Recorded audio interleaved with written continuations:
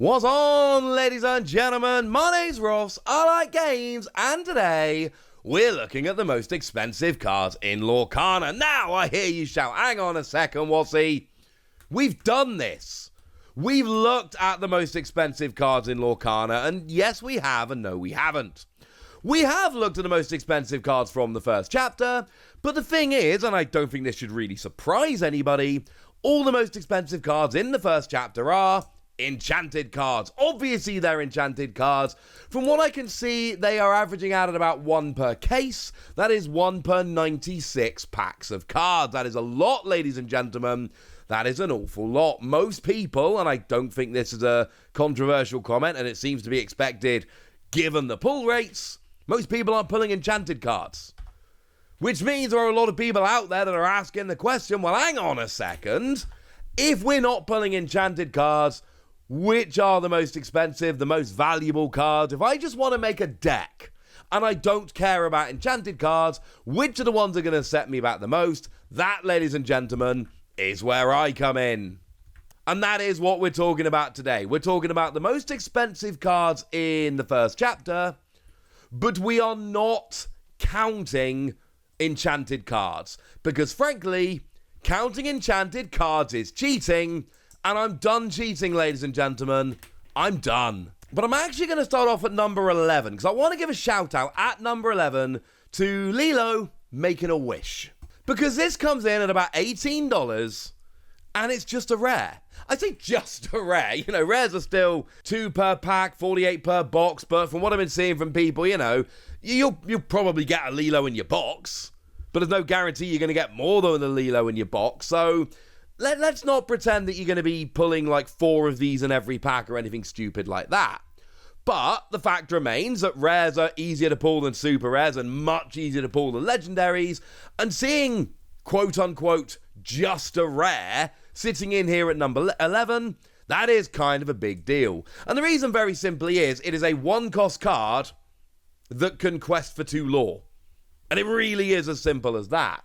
Now, it's not actually the only one that does that. Maleficent does that as well. Same card, just different ink. But the fact of the matter is, looking at the decks played around at the moment, this is more important. This is an Amber card, and Amber uses this better than the other ink uses Maleficent, and it really is that simple. In at number 10, we've got Stitch Rockstar. Now, this is interesting to me, because, of course, this was one of the promos given away at D23.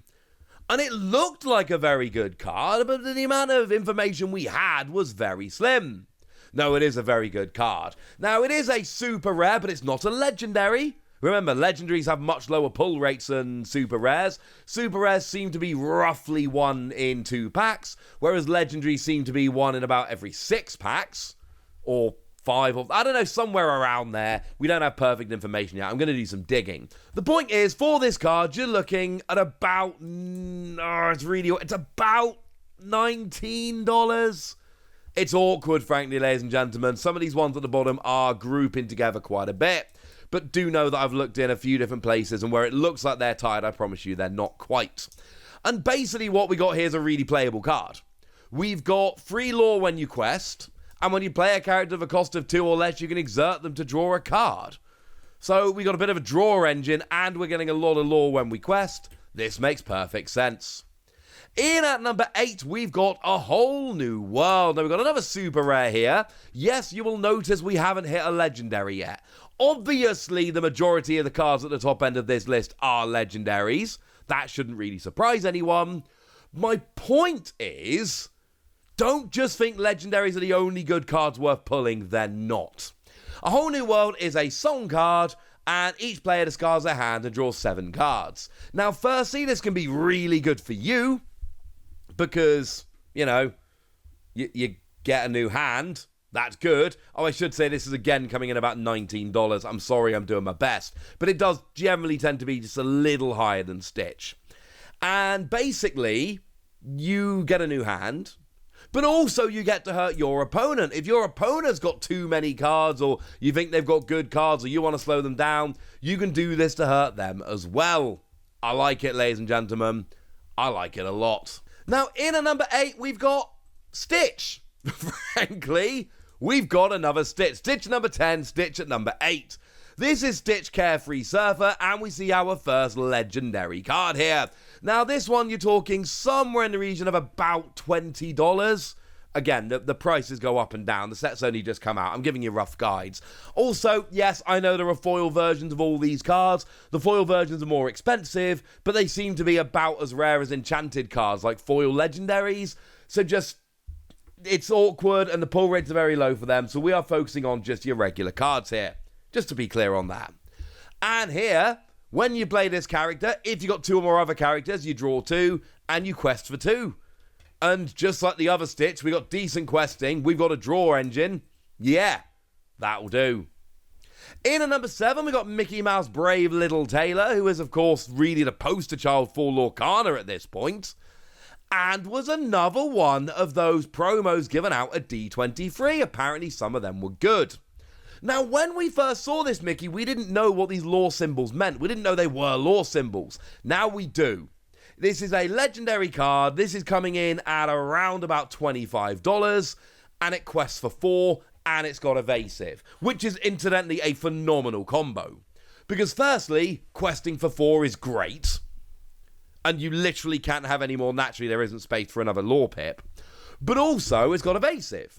So only characters with evasive can challenge this character. So generally speaking, what you really want to do is just sit there and quest and quest and quest and quest and quest.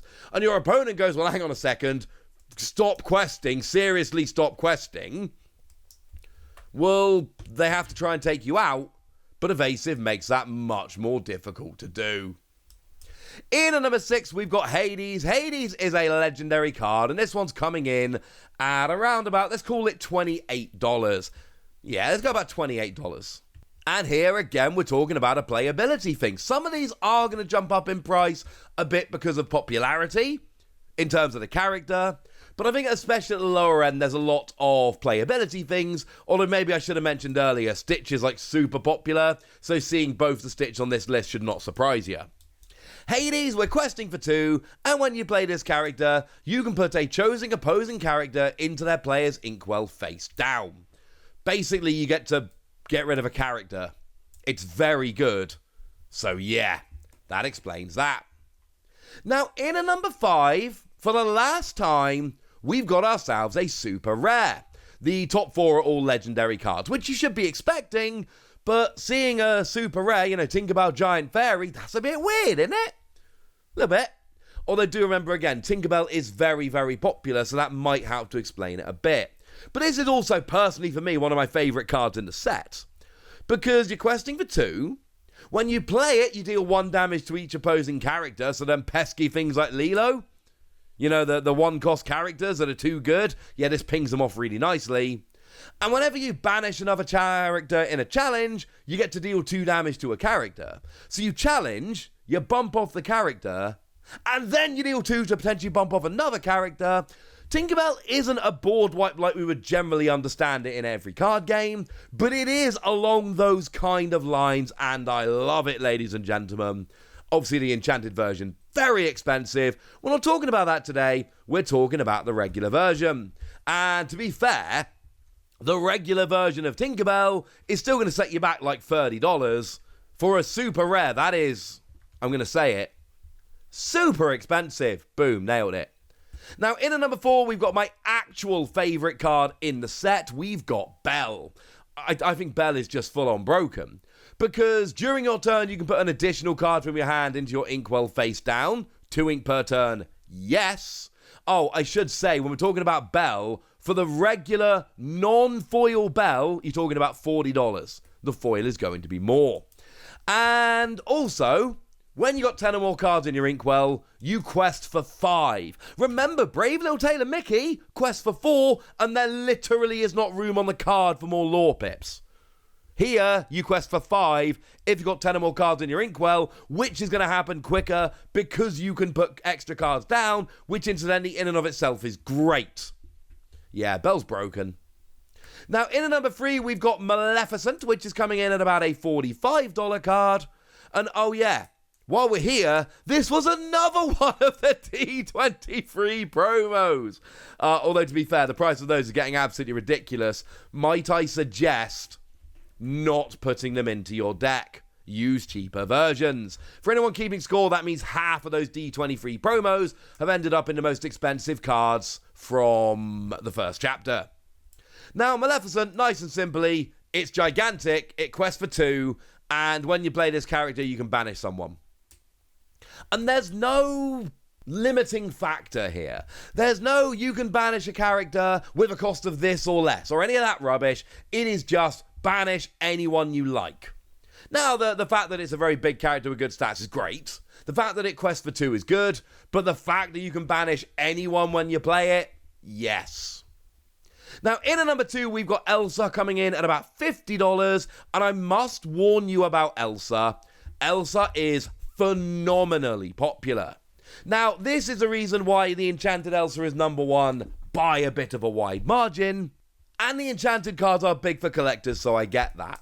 There is probably a bit of a bump to Elsa because Elsa is so popular, but do remember the real collector cards like Enchanted cards will receive a bigger character bump than the playable cards here. Although to be fair, very playable, it's Elsa. What have we got? Well, your quest for free, which is great. Oh, and when you play this character, you exert 2 of your opponent's characters who don't ready at the start of their next turn. Yep, this is Redonk, ladies and gentlemen. This is Redonk. And then number 1, we've got Rapunzel. My daughter loves Rapunzel. Big fan of Rapunzel. She's 5. We watched Tangled. She loves it. Rapunzel did not get an Enchanted card, which I think a lot of people are going to be upset about. I would love to see if Enchanted Rapunzel was more valuable than Enchanted Elsa. We'll never know. But basically, we've got questing for 2, and when you play, you remove 3 damage from one of your characters, drawing a card for each damage removed this way. Firstly, we've got draw power, and Lorcana is not a game that's big on draw power, so that makes this very good. And then secondly, we've just got a bit of healing, and it's not a lot of healing in the first chapter either. And all that adds up to a very good card that sees a bunch of play, and when we're looking at non-enchanted cards, playability really is the biggest factor. So there we go, ladies and gentlemen. Those are the most expensive cards from the first chapter that are not enchanted. Now it's over to you guys. Tell me which of these you pulled. Tell me which of these you want. Tell me anything you want to tell me in the comment section. Go nuts! Be nice. And then make sure you like this video, subscribe to this channel, follow me on Twitter at TheWasi. That's where we talk Lorcana and a bunch of other card games. And please do consider checking out patreon.com/PTCGradio, where you can support the channel, get some bonus podcasts, and all kinds of fun things. But by far the most important thing as always, look after yourselves till next time, would ya? Thank you very much for watching. My name's Ross, and you've been watching Wasi Plays.